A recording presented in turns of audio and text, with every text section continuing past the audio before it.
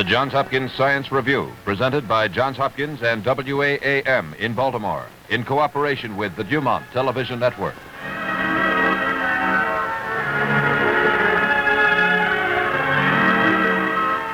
This is Johns Hopkins in Baltimore, famed for 79 years for its contributions to science and the humanities.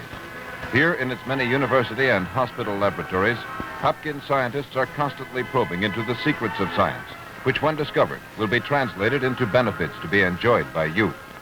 For the past 7 years, we have been privileged to look over the shoulders of today's scientists and catch a glimpse of the results of their research. On this, our 303rd showing, we salute you who have contributed so much to the Johns Hopkins Science Review, which today is 7 years old. And here to introduce this week's program is Lynn Poole. Ladies and gentlemen, this is the last time that I will have the pleasure and the privilege of saying to you, greetings, ladies and gentlemen, and welcome to another Johns Hopkins Science Review. It's the last time because today, as we celebrate our 7th anniversary, we present our final program in this 7-year-old series. Now, a lot of you people out there, and certainly all of us here, have been very close to this pioneering project. We've all of us had a very deep conviction as to the very inherent values in such a project. Now, naturally, we're sorry to write finis to this series, but as we write finis to it, we've taken the history and bound it in this little book. We'd like to share some of it with you today.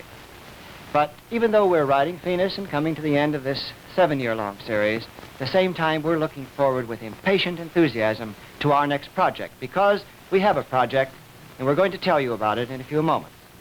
But before we tell you about this project, I would like to introduce to you the Superintendent of Public Instruction in Baltimore City, Dr. John H. Fisher, who today is representing the National Citizens Committee for Educational Television. Dr. Fisher.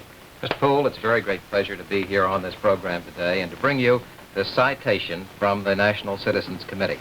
I'd like to read it. It says, "Citation to Lynn Poole for pioneering vision and outstanding public service in helping to bring to the American community the advantages of educational television." I'd like to add that for all of us in the schools, what you have been doing has been the blazing of a wonderful new trail, not only on TV, but for education as well. You've done us a great service. Ladies and gentlemen, I'd like to suggest that you in your homes might want to say something by way of citation to Lynn Poole, too. Why don't you write him a card or a letter and say what the Johns Hopkins Science Review has meant to you, your family, and yourselves. Thank you, Dr. Fisher. It's been good to be here. Well, ladies and gentlemen, we appreciate this citation. And as I accept this citation, I accept it for the Johns Hopkins Science Review and all the people here that have made it possible. We appreciate the suggestion that Dr. Fisher made, that you write and say if you have enjoyed the Science Review. This suggestion we take with a great deal of pleasure, because if you would care to address to us, to the Johns Hopkins Science Review, the Johns Hopkins University in Baltimore, your letter or your comments, you may be convinced that I will convey to the scientists and the staff, to WAM, to the DuMont Television Network, all of those people who have made this program possible. And when you do write to us, will you be sure to write your name and address clearly? My reason for saying this refers to my statement that we're all impatiently enthusiastic about our next project. We're going to be back on the air very soon on another network with another program from Johns Hopkins. Now, if we have your name and address, we'll send you a postal card telling you the name of the program and the time and the place that it will appear. But speaking of time and dates and places, will you go back with me for a moment way back to 1948? And I think we'll rather be as surprised and astounded at the climate in which the Johns Hopkins Science Review was born. You know, at the time that the Science Review was founded and first aired, there were only 22 stations in the entire country. Today, there are 423 television stations that are broadcasting thousands of programs each day. There's been a lot of development there. Well, now, back in 1948, when there were only 250,000 receiving sets, many of the people were in public places, and you'll remember some of the jokes and some of the cartoons about where people went when they viewed programs that were seen on the air. Well, today, 36 million television sets are in this country. And of course, most of the viewing is done at home, where families view together. Now, very few of the 22 stations for existence in 1948 were linked together by any kind of broadcast facilities. As a matter of fact, in 1948, when the Johns Hopkins Science Review went on the air, there were no coast-to-coast broadcast facilities. As a matter of fact, I believe that the first coast-to-coast broadcast was in 1951, when the Japanese peace treaty was signed in San Francisco. Now today, hundreds of programs are sent speeding back and forth from one coast to another. And thousands of programs are seen over the 423 stations and the 36 million receiving sets in this country. A lot's happened since we started, and things have changed rapidly in these 7 years. These 7 years since the Johns Hopkins Science Review went on the air, and at that time, it was even less than an infant. Now, the Science Review has lived through this fabulously, amazingly swift development of television. It's been a very exciting period.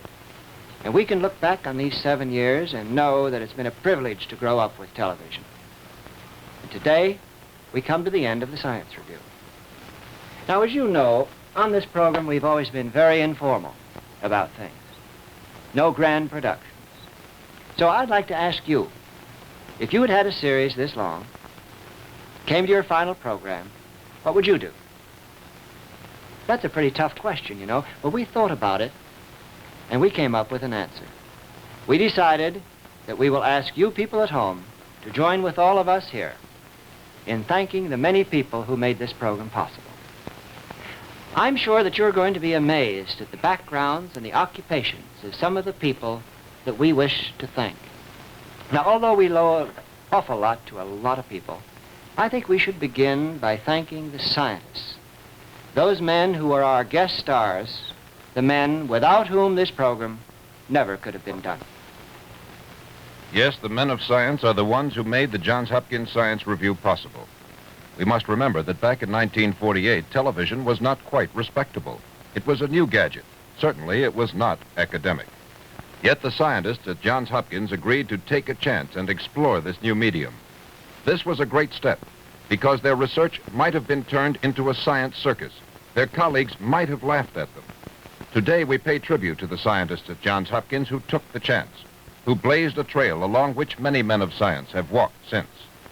And while we thank them, let's also pay our respects to scientists of other universities who agreed to appear on the Johns Hopkins Science Review long before their own universities had begun to use this new medium.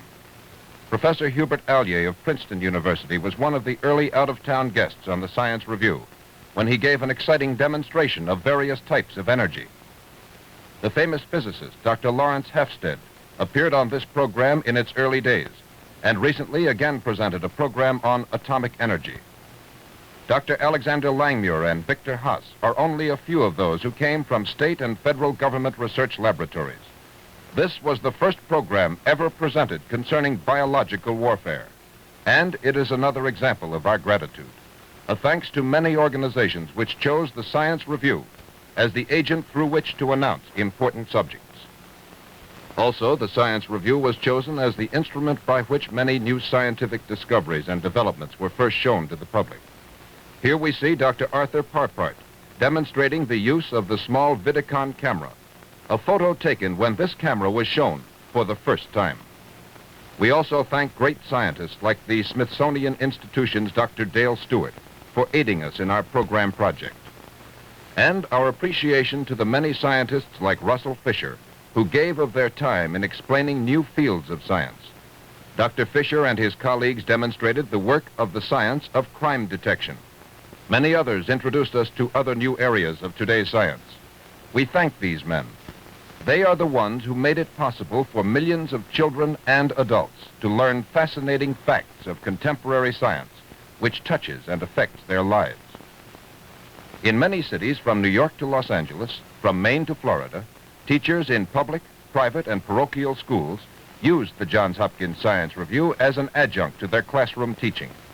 Today, as in the past, we appreciate their interest and tell them again that we want to aid them in every way possible.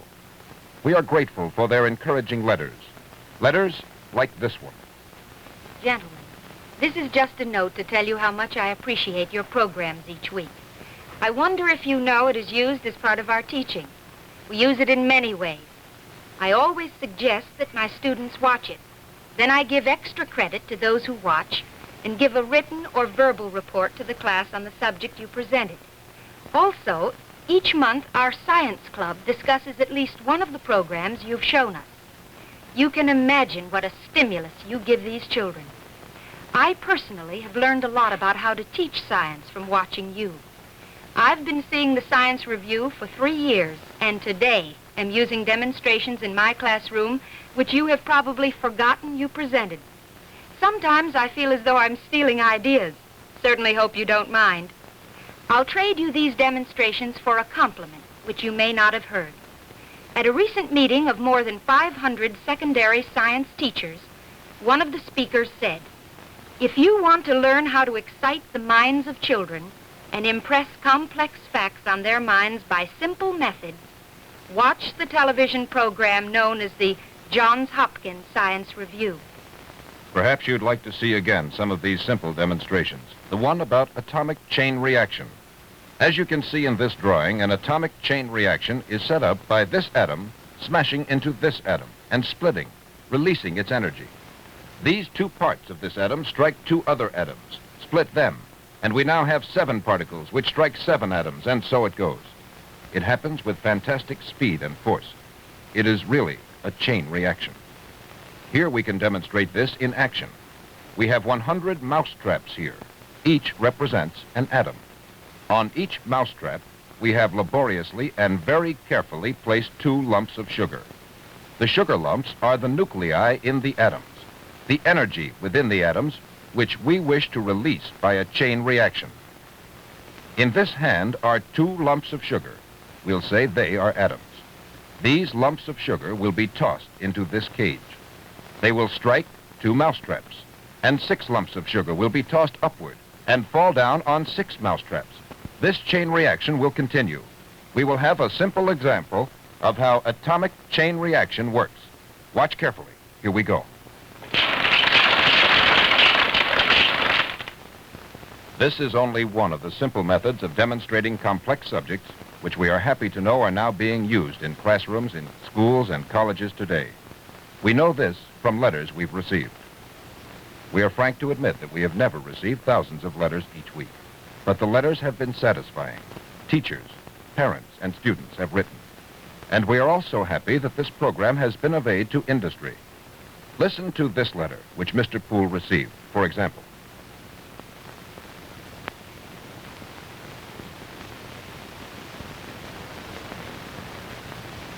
This program contains some ingenious experiments, particularly one showing the difference in dust patterns produced by exhaust and supply of air through tubes.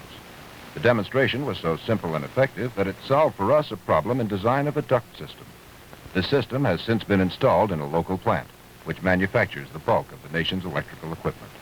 The idea has already been sent to several foreign countries. We thank you.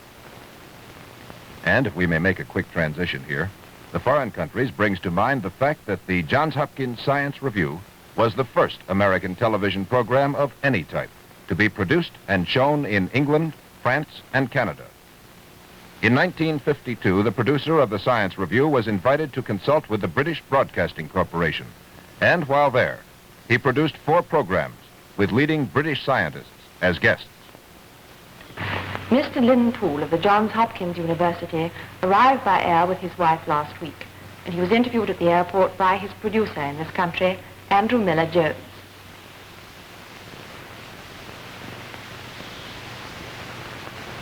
Well, Mr. Poole, we are delighted to welcome you to England to take part in this Anglo-American television program project.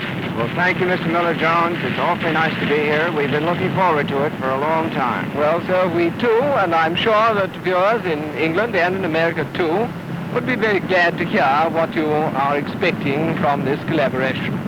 Well, we're expecting a great deal from this project. In the first place, we hope that it will add its small bits to this great tradition of happy Anglo-American relationship that we've had for so many generations. Also, I hope that it will give us an opportunity to show our people in America some of the great things that are going on in the scientific world in England. Well, I hope they won't be disappointed. I'm sure they won't. Good evening, Mr. Bridgewater.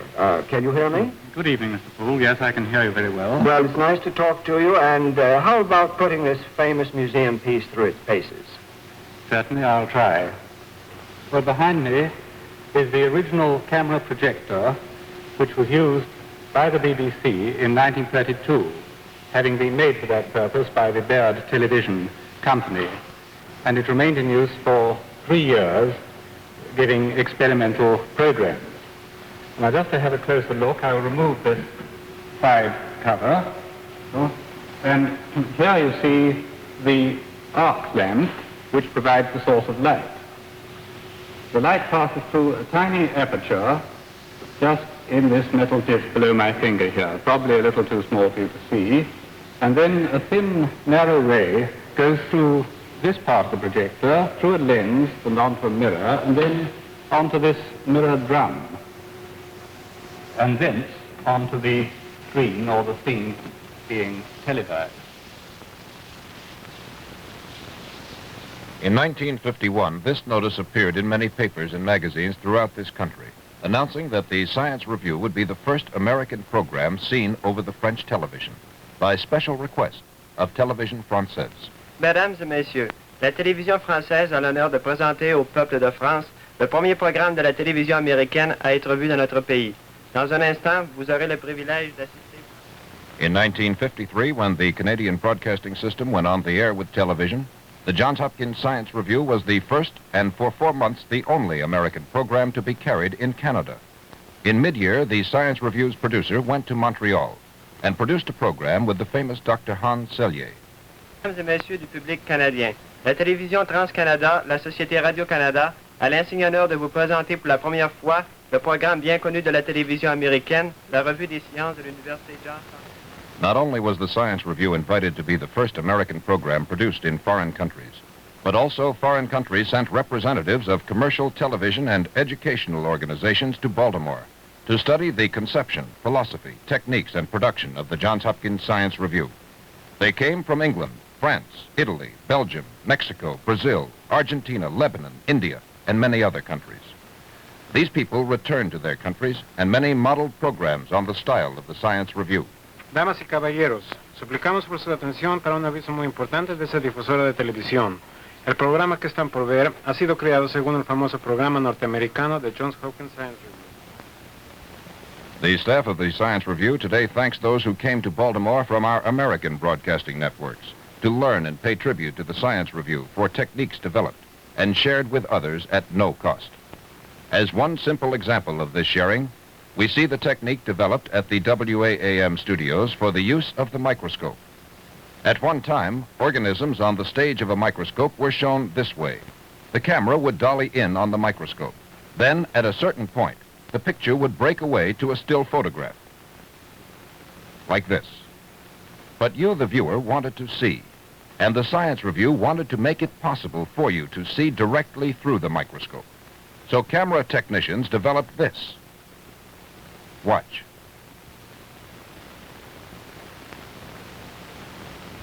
You yourself are actually peering through the microscope.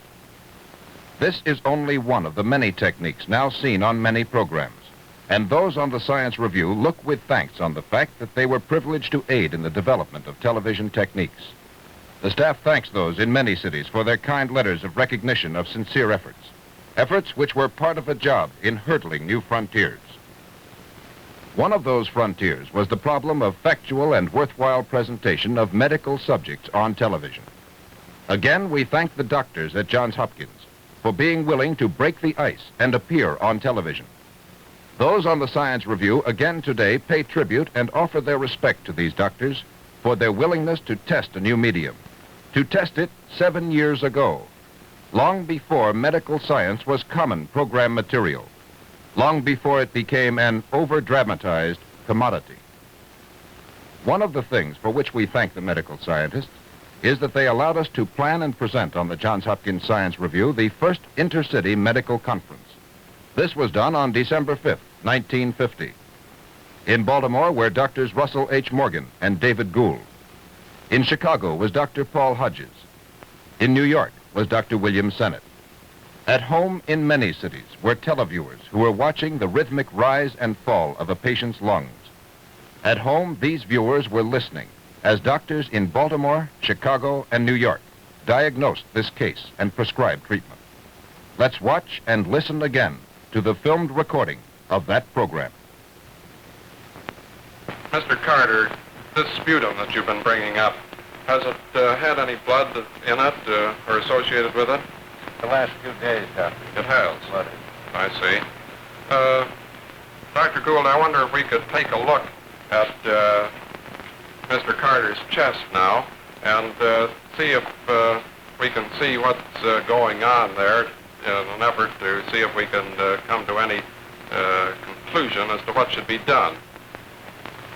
Now, you can see that there is definitely metallic particles within the chest, and those particles are the black structures that you see on your screen at the present time. Yes, is that right? They're the irregular black structures. Oh, yes, I see, yes. And they are in the chest, and I think if we have the patient breathe, we might see whether they may move or not. Would you take a deep breath, Mr. Carter? I notice that they don't move. Is that your impression, Dr. Gould? That certainly seems to be the case. I notice, too, that the underlying lung tissues are fairly clear. They don't seem to be involved by any disease pathology at the present time. Isn't that right? That appears to be so. Dr. Hodges in Chicago, are you there? Oh, yes, Dr. Morgan. You are seeing the picture on your screen there in Chicago. I wonder if there's anything you'd like to have Dr. Gould do so as to clarify the diagnosis from your standpoint. Well, I think it would be nice if you'd get Dr. Gould to palpate the tissue in the patient's back. Let's see if these bodies move. There were problems to be faced, and we shall always thank those straight-thinking doctors for helping us solve the many problems of presenting medical programs. Cancer of the breast and cancer of the cervix presented one of those problems. If we were to do a program on cancer of the cervix, we must then talk about and show drawings of parts of the anatomy such as the uterus, the vagina, and the cervix. Dr. Richard Lynn handled this in a straightforward, factual manner. Were there complaints from viewers? No, there was not one complaint from a viewer. Nevertheless, we did have a lot of letters from viewers, and I've selected two that were indicative of the type of response that we received. This letter from a woman in Yonkers, New York, said, "We wish to compliment the Johns Hopkins Science Review on its candid presentation of a very delicate subject. And also, we thank you for teaching our daughter something that we did not have the courage to teach her." Then there was a letter from the man in Washington, D.C., who said, "Had it not been for your program, our doctor tells us that it very well might have been too late. The doctor who operated on my wife says he is sure the cancer of breast has been stopped. Thanks to you people, we caught it in time."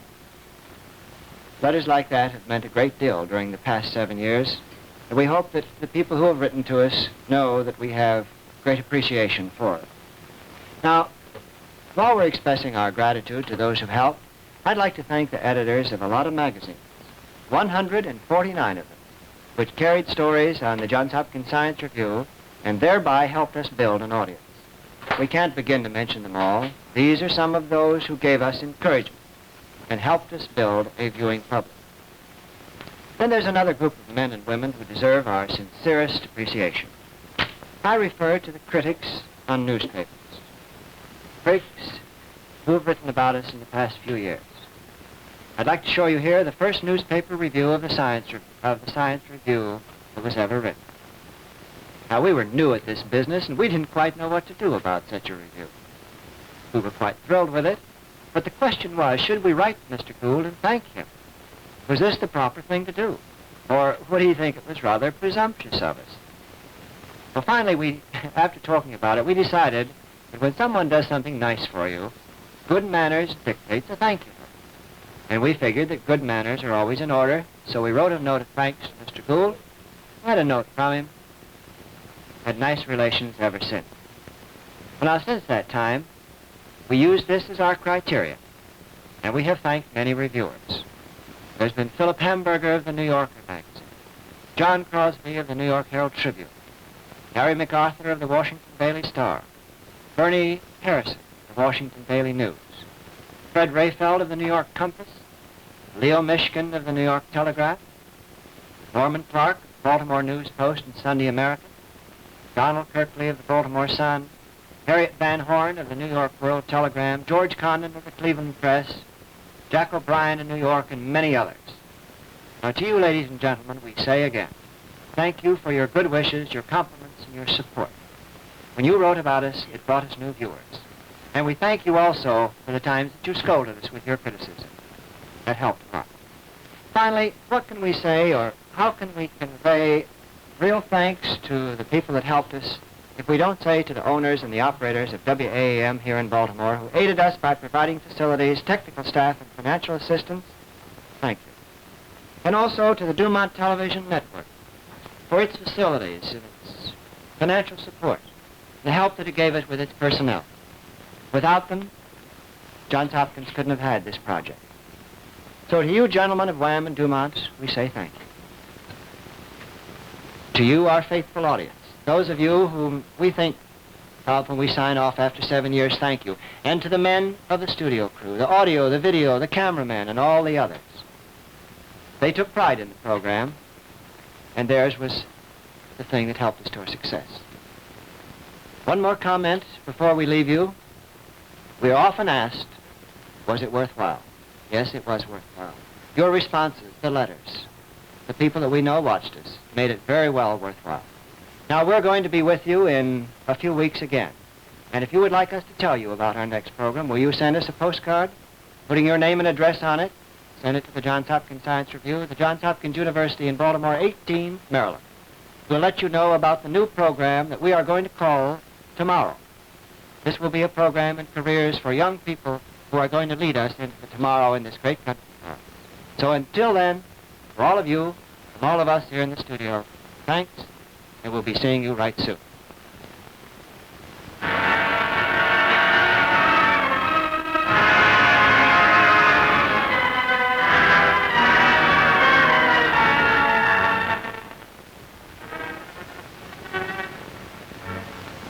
Johns Hopkins Science Review was produced by Lynn Poole in association with Robert Fenwick and John Lockwood. The directors were Kennard Calfee and Herbert B. Cahan. Art direction by Barry Mansfield. Film supervision by Gordon Petty. The narrator has been Joel Chaseman.